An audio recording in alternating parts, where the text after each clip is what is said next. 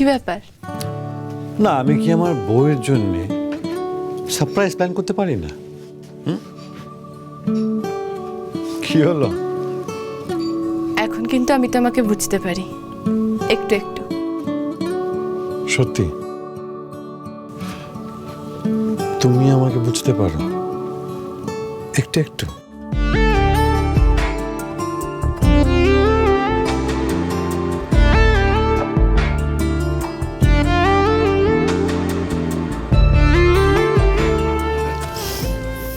বেগম, তুমি কিন্তু চিন্তা করো না।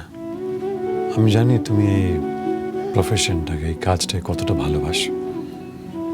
শুধু নিজের উপর ভরসাটা রাখো, যেমন আগেও রেখেছিলে। তারপর দেখবে সব ঠিক হয়ে যাবে।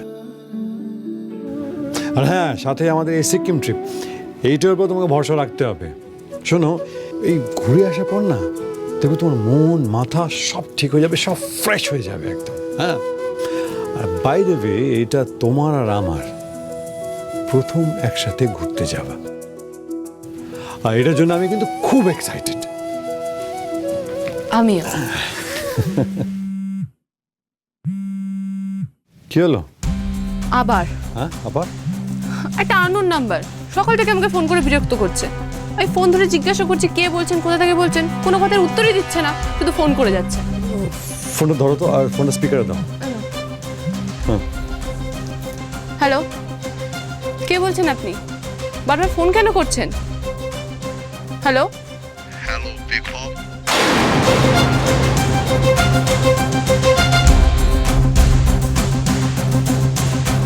হ্যালো, কি বলছেন আপনি?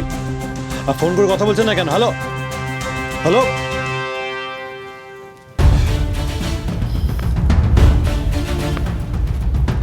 একই মতো এতবার ফোন করেছে? হ্যাঁ বেশ। আমার না খুব টেনশন হচ্ছে, কেন জানি না বারবার মনে হচ্ছে আমাদের বা আমাদের পরিবারের কেউ ক্ষতি করার চেষ্টা করছে না তো?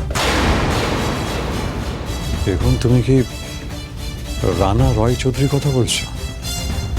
আবির, তোমাকে আমি বোঝাতে পারছি না আমার কিরকম অস্বস্তি হচ্ছে। কালকে যখন আইসক্রিম খেতে গেলাম, ওই অদ্ভুত গাড়িটাকে আমরা দেখলাম, আর আজকের এই ফোন কল।